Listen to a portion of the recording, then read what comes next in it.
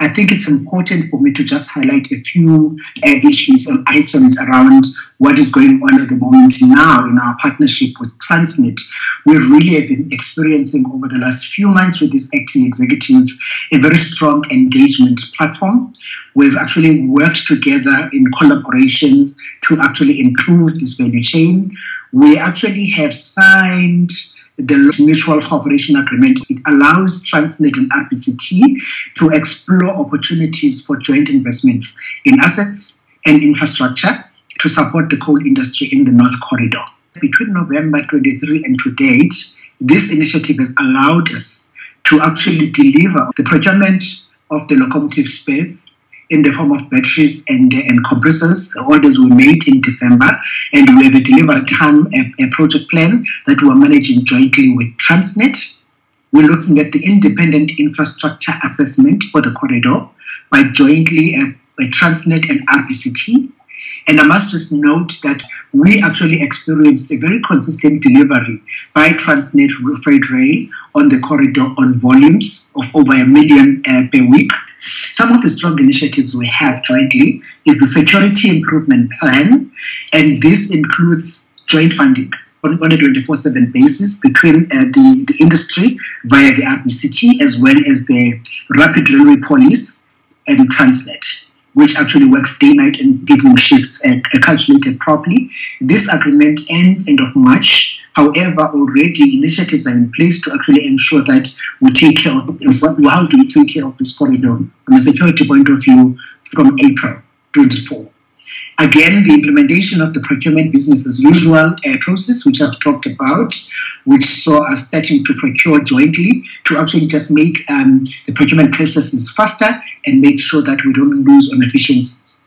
We have an initiative that we have put together with Transnet on the export cycle time production, which has already given some reduction, and we're working on it from 99 hours to 75 hours on certain aspects of the corridor. And we're also looking at reducing the loading and offloading time, as well as looking at all the challenges that we see together on the line.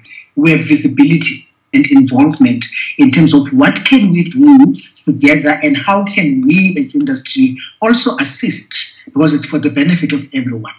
So we have actually looked at these plans. We've also looked at the improvement itself of the rolling stock and making sure that the inspections that are happening on the line are actually proper, the improvement of the OHTE. We're looking at resignaling in the system. And most importantly, we've been crying for a while now to actually be in the joint planning process with Transnet Freight Rail so that we can actually afford as industry to deploy our own people to work with Transnet, not to monitor Transnet, but more to plan together so that we know that from the port to the mine, from the mine to the port, we have the same understanding of what it is that we're planning as the business today. And we're well on the way to actually planning back our 30 trains per day process, which has already started working.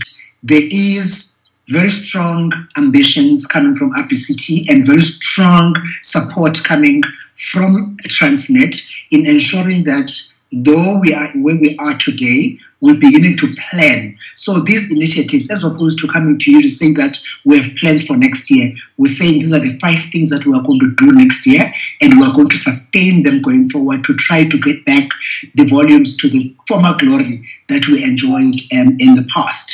We are now on the way to working on what we used to term the private sector partnership or participation and what it can do when it works together, and the members and the executives and everybody involved in it is actually committed to making sure that happens.